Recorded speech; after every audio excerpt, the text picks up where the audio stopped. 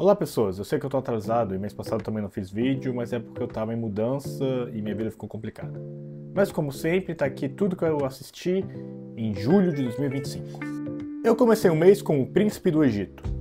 Essa é uma das primeiras grandes animações da DreamWorks e dá pra ver que eles estão tentando desesperadamente competir com a Disney.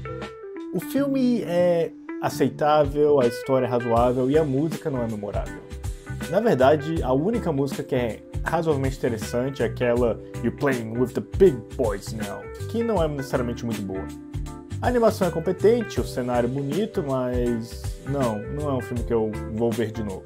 Depois eu assisti Queer. Esse filme foi excepcional. É um filme muito interessante que me dá vontade de ler o livro, que aparentemente é um livro absurdo no sentido de não ter sentido. O Daniel Craig faz o seu papel mais selvagem e mais vulnerável que eu vi ele. Eu nunca pensei que o machão James Bond faria um papel tão sensível com a homossexualidade quanto esse. O filme também tem uma excelente cena de pessoas que usam a Swastika. Como alguém que já experimentou a substância, a sensação que eu tive é praticamente a mesma dos personagens, e é algo realmente fantástico. Provavelmente o meu filme favorito do Luca Guadagnino, tirando Me Chame Por Seu Nome, e um filme que eu gostei de ter visto. Depois eu assisti o especial de comédia do Jimmy O. Yang. Jimmy O. Yang é um comediante que eu conheço um pouco, mas nunca parei para realmente assistir alguma coisa dele. Ele fez um papel interessante em uma das minhas séries favoritas, Silicon Valley, mas eu nunca realmente fui fã do estilo de comédia dele porque eu não conhecia. Eu conheci, achei engraçado, mas definitivamente não é um comediante que eu vou seguir mais pra frente. Então eu assisti a Lâmpada Azul. A primeira coisa que eu tenho que dizer sobre esse filme é o quão britânico é. É um filme que não tem vergonha de enaltecer a atividade policial da Inglaterra. E é um filme bem ok. Eu já vi excelentes filmes noir, britânicos, mas esse não foi um dos melhores. Pra mim foi só um filme policial de 1h30, que eu gostei e teve temas interessantes. Eu gostei que um dos personagens principais do filme morre no meio dele, mas tirando isso, não é um filme muito memorável. Assista se quiser, mas eu pessoalmente não gostei muito não. Depois assisti Cavaleiros de Bad Asteron. Um dos motivos de eu ter assistido esse filme foi porque tinha o Peter Dinklage. Outro motivo foi que era um filme baseado na cultura underground de LARP, que é RPG live action. Então eu pensei que seria um filme bem divertido e bem interessante. Eu estava errado. Eu desperdicei 2 horas da minha vida vendo esta porcaria de filme. A comédia não é engraçada, os atores não são bem escalados, a história não faz muito sentido e é meio ok, os efeitos especiais são ruins e o Peter Dinklage não salva esse filme. É uma pena porque eu realmente gosto da cultura de LARP, da cultura de fantasia nerd, mas não foi um filme bem construído, não foi um filme bem planejado, é um filme que eu não vou ver de novo e... Peter Dinklage, você fez coisas melhores do que isso, por que você tá nesse filme? Depois assisti O Mistério de Silver Lake. Faz algum tempo que eu tô querendo ver esse filme, já que foi feito pelo mesmo cara que fez Corrente do Mal, então eu pensei que seria um filme bem interessante. Não é.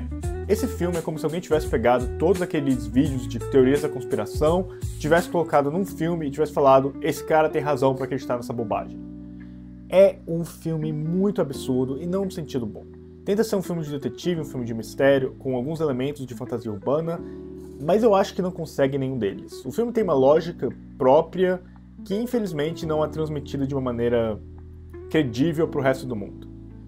Eu não gostei do universo desse filme, também não gostei da forma como o filme se apresenta, apesar de ter que admitir que tem umas cenas muito boas. A cena dos moleques apanhando foi algo que me pegou de surpresa, e essa foi uma atuação do Andrew Garfield que você raramente vê ele fazendo. Mas de novo, isso é um filme de paranoico, e eu não gosto desse tipo de filme. Não gostei do filme e não vou ver de novo. Então assisti Valdez Vem Aí. Esse é o primeiro filme de faroeste que eu vejo que é baseado numa obra do Elmore Leonard. Se você não conhece, Elmore Leonard ele é um escritor de faroestes e um que eu respeito bastante. É um filme muito bom que conta a história de um velho que resolve se vingar de uma injustiça causada no faroeste. Entre os faroestes que eu tenho visto recentemente, esse foi o melhor que eu vi esse mês, talvez pelo peso da obra original. Eu amo o Elmore Leonard e acho que foi uma excelente maneira de mostrar uma história tão comum. Eu gostei do filme e vai entrar na minha lista de faroestes favoritos. Depois eu assisti Paris em Chamas. É pra isso que documentários existem. É pra isso que existem documentários. Documentários que capturam um movimento, uma cultura especial e colocam em filme. Esse filme conta a história de drag queens e de shows de dança queer na Nova York da década de 80, em especial o lançamento da dança Vogue. E eu amo a forma como mostra os personagens de maneira tão intimista e tão humana. Eu simplesmente fiquei chocado com o quanto eu gostei desse documentário e o quanto ele é impressionante. Uma pena que talvez a maior parte das pessoas que estão nesse documentário infelizmente faleceram por causa da crise da AIDS da década de 80. Ainda assim, as performances aqui são maravilhosas, a cultura retratada é tratada com respeito. Um excelente filme. Depois eu assisti Mudbound, Lágrimas do Mississippi. Eu não sei porque esse filme se diz um original do Netflix, sendo que não está na Netflix mais, mas ainda assim eu assisti e gostei do filme. O filme conta a história da Segunda Guerra Mundial e é contado pela perspectiva de dois fazendeiros, um negro e um branco. Na verdade, o filme tem uma pegada muito mais Terrence Malick, com sua narração aérea e conta com uma história muito interessante. O principal tema desse filme, além da guerra, é o racismo e mostra de uma maneira que te faz aceitar essa dura realidade que os Estados Unidos sofreram. Uma verdade que todo o país com pessoas negras sofreram. É um dos filmes mais pesados que eu já vi sobre esse tema, mas também um dos filmes mais impactantes. Eu só queria que fosse mais. Eu queria que fosse mais do que uma excelente história de fazendeiros da década de 40 e 50. Um excelente filme com excelente cinematografia e definitivamente uma obra de peso. Depois eu assisti A Noite do Caçador. Esse filme foi aceitável. Esse filme está na lista de os 1001 filmes que você tem que ver antes de morrer durante muito tempo e a famosa iconografia da mão left hand, right hand, mão esquerda, mão direita, uma mão diz ódio, a outra diz amor, é algo que é referenciado no cinema mundial há muito tempo. Mas eu simplesmente não consegui gostar desse filme. Achei a história muito corrida e estranhamente muito período da época. Eu tô acostumado com histórias mais modernas ou até mesmo com um tipo de narrativa mais interessante. Eu já vi filmes inspirados por esse filme que, na minha opinião, tiveram um sentimento de tempo muito melhor. E esse filme foi só um filme relativamente aceitável. Talvez seja um dos primeiros grandes filmes de psicopata, realmente é um filme interessante, mas eu acho que não é um filme pra mim. Ainda assim, eu gostei de ter assistido ele, e afinal de contas, qualquer filme que eu consiga cortar da minha lista de 1001 filmes pra ver, eu agradeço, mas duvido que eu vou ver esse filme de novo. Então eu assisti Superman. Cara, na sociedade que a gente vive hoje, é tão bom ver um filme que te deixa feliz, que te deixa alegre. E foi assim que eu me senti vendo o filme do Superman. Eu saio do filme do Superman com um sorriso no rosto, me divertindo, me sentindo calmo e feliz que há pessoas boas nesse filme. Eu me senti num sentimento de esperança, algo que raramente eu tenho visto no cinema ultimamente. O filme teve alguns problemas, eu pessoalmente achei algumas partes meio fracas, mas é um filme excelente. A melhor adaptação de Superman que eu já vi nos cinemas e um dos melhores filmes de super-herói desse ano. Se todo blockbuster fosse tão esperançoso assim, a indústria teria menos problemas.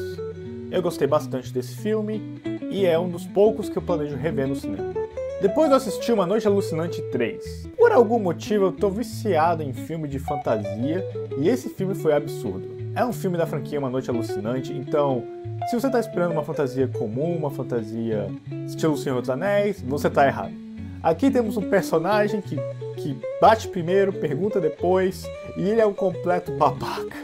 Eu adoro o fato que todos os problemas que acontecem nesse filme são culpa do próprio Ash, ainda assim ele luta. Esse filme é como se fosse um desenho animado trazido à vida. Eu adorei esse filme, me diverti pra caralho. Não é tão bom quanto o segundo filme da franquia Uma Noite Alucinante, mas é divertido demais. Ah, meu Deus do céu, que filme divertido. Então eu assisti Morte de um Pistoleiro.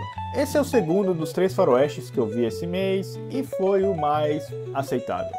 O filme conta a história de um xerife que se recusa a se aposentar, apesar de toda a cidade querer que ele faça isso. E o filme é basicamente esse conflito entre a antiga geração e a nova geração, mas vendendo o fato de que a antiga geração é melhor porque eles são mais corretos, por assim dizer. Foi um filme bem usual de faroeste, não teve nada de extraordinário, mas também nada de ruim. É um filme divertido de se ver e um filme com uma performance excelente. Mas o que realmente me levou a dar uma nota de 7 para esse filme foi o final que eu não esperava. Eu realmente não esperava que o filme acabasse do jeito que acabou, e foi um final muito surpreendente. Tirando isso, é um ótimo faroeste que eu gostei bastante. Depois eu assisti Stardust, do Woody Allen. Ah, Woody Allen. Pelo amor de Deus, você pode calar a boca por 5 fucking segundos? Esse é um desses filmes que o Woody Allen tá tentando ser artista em vez de tentar ser comediante. Eu tenho opiniões bastante conflitantes sobre o Woody Allen. De uma certa maneira, ele fez um dos meus filmes favoritos. Por outro lado, eu considero ele um monstro. Mas esse filme é ruim. Esse filme é ruim. Nossa senhora. Esse filme é o Woody Allen tentando ser o Ingmar Bergman, só que sem entender por que é que o Bergman é tão impactante. Nossa senhora, eu não ri em nenhum momento dessa comédia. Nenhum momento dessa comédia me fez rir. O personagem do Woody Allen, que é o Woody Allen, eu quero sentar ele e falar: cala a boca por 3 segundos! Para de ser irritante, seu irritante! Não gostei do filme, não gostei. Um dos piores do Woody Allen. Depois eu assisti Outono Tarde, do Yasujiro Ozu. Esse é um dos primeiros filmes em cor do Yasujiro Ozu, e eu começo a perceber que talvez eu prefira ele em cor do que em preto e branco. A cinematografia calma, não é nada que não é esperado do filme do Ozu, e a história é relativamente fascinante. É uma história bastante divertida e bastante peculiar, uma característica do Ozu, e também é uma história bastante alegre, algo que eu não tenho visto muito nos trabalhos do Ozu. Não foi o melhor filme que eu vi do Ozu, mas definitivamente é um dos meus favoritos. Depois eu assisti Torre. Eu no momento estou trabalhando em um projeto de rotoscopia, então procuro coisas para inspiração. Esse é um documentário sobre uma pessoa que na década de 60 subiu numa torre e começou a atirar em pessoas inocentes. O filme realmente faz umas coisas muito interessantes, como contratar atores para reencenar essas cenas de tiroteio e depois animar elas com o estilo de rotoscopia. É um dos filmes mais intrigantes que eu vi em memória recente e talvez o meu de rotoscopia favorito, com exceção do A Scanner Darkly do Richard Linklater. Eu adorei esse filme e achei uma obra muito impactante e um dos melhores documentários que eu vi que mostra que documentário tem várias maneiras de ser feito. Um filme que eu recomendo para quem tem interesse nesse estilo de animação. Depois assisti Duelo em Dodge City. Esse é mais um faroeste que eu vi e foi realmente aceitado. É a história de um homem que, em busca de vingança, vai até uma cidade e se torna xerife dessa cidade lutando contra criminosos. É um faroeste dos anos 50. É bem feito, é bem contado, com bons atores, e não tem nada de muito especial, também não tem nada de muito ruim. A esse ponto, eu gosto desse tipo de faroeste, mas não tem muito mais o que eu possa falar, exceto de que foi bom e foi bem escrito. Já vi bastante desse tipo de obra para saber o que é que elas representam, e raramente eu me surpreendo mais do que gostei com uma obra de faroeste da década de 50. É um bom filme com boas atuações, e é isso. Então assisti Bye Bye Brasil. Esse não só é o primeiro filme do Cacá Guedes que eu assisto, é também o primeiro filme da década de 70 brasileiro que eu vi esse ano. É um absurdo de bom. O filme é espetacular, que não tem medo de mostrar o Brasil da maneira que é. É um filme que não se importa em ter personagens um pouco maquiavélicos e até mesmo um pouco ignorantes. O filme conta a história de uma trupe que viaja o Brasil, especialmente o Nordeste até o Amazonas, e tudo o que eles fazem para sobreviver. Realmente é uma história de malandro brasileiro que me deixou bastante intrigado. É um filme bastante interessante, apesar de que teve alguns momentos que eu não consegui comprar na história, que eu achei meio surgido de nada. É um filme interessante, um filme bastante único e um dos pilares do cinema brasileiro. Depois eu assisti o filme dos Trapalhões, Trapalhões Saltimbancos. Eu planejava fazer um vídeo em que eu assistia todos os filmes dos Trapalhões, mas eu desisti depois de ver esse filme. Eu não consegui terminar. É um filme tão chato, tão irritante, tão... Cara, não tem nada nesse filme que presta. A comédia assim com grandes aspas, não é algo interessante de se ver. Não acredito que esse filme esteja na lista dos 100 melhores filmes brasileiros. Não teve nada nesse filme que me atraiu, não teve nada nesse filme que me fez rir, nada nesse filme é interessante, as músicas são a única coisa boa, mas mesmo assim elas duram tempo demais. Eu não consegui terminar esse filme. Depois de 50 minutos eu falei, não, desisto, tchau desse filme, não quero nem saber. E também desisti da minha ideia de ver todos os filmes dos Trapalhões, porque, nossa senhora, que filme chato. Outro filme que eu vi foi O Homem de Del Rio. Aqui, um faroeste que eu não gostei. Esse faroeste é ruim porque ele é meio... Não só ele é estereotipado na maneira como trata as situações, como em nenhum momento eu sinto que os personagens são humanos. Eu sinto que eles são caricaturas de personagens. Anthony Quinn interpreta Anthony Quinn e ele faz um bom papel, mas a história simplesmente não é interessante. Basicamente é a história de um cara que vira um novo xerife de uma cidade e o povo não quer ir lá. Em nenhum momento você sente o ódio do povo que é contra ele, em nenhum momento você sente a violência brutal. Todas as lutas parecem que estão destinadas a fazer o Anthony Quinn ganhar a luta, porque ele é a estrela. O romance do filme que acontece com a personagem feminina surge do nada ela resolve que ama o cara, mesmo o cara sendo um completo babaca com ela o tempo todo. Esse foi um dos piores faroestes que eu vi esse mês. Nossa senhora, foi o pior, horrível. Outro filme que eu vi foi o Quarteto Fantástico. Eu gostei mais de Super-Homem.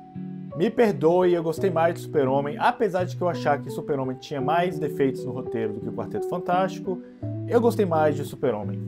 Eu não gosto muito de histórias de espaço, então por isso eu nunca fui muito fã do Quarteto Fantástico, apesar de eu saber a importância deles para os quadrinhos.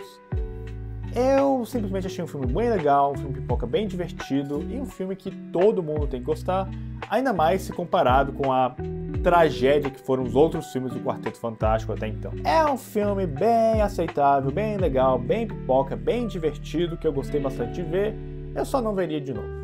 Diferente do Super-Homem, que eu quero ver de novo. E por fim eu terminei o mês com Taxi Driver, que eu assisti no cinema. Cara, essa é a terceira vez que eu vejo Taxi Driver e essa é a primeira vez que eu rio do filme, que eu percebo quão engraçado o filme é. Não tô querendo dizer que é um humor que te faz querer rir, mas é um humor sério que você acaba rindo sem você esperar. O filme é uma metáfora sobre solidão e é uma das obras mais potentes que eu já vi do Martin Scorsese. Provavelmente é o grande filme-chave dele. A atuação do Robert De Niro é excelente, provavelmente um dos melhores papéis que ele já fez, e o sentimento de alienação que eu sinto no filme é algo espetacular. A trilha sonora de jazz é tão única e cria uma atmosfera absolutamente peculiar para o filme. Se você ainda não viu Taxi Driver, veja, é uma das obras-primas do cinema americano por um motivo. Provavelmente um dos melhores filmes da década de 70 e um dos meus favoritos do Scorsese. Bem, foi isso que eu assisti esse mês. O que você assistiu? Deixa aqui nos comentários e te vejo no próximo vídeo.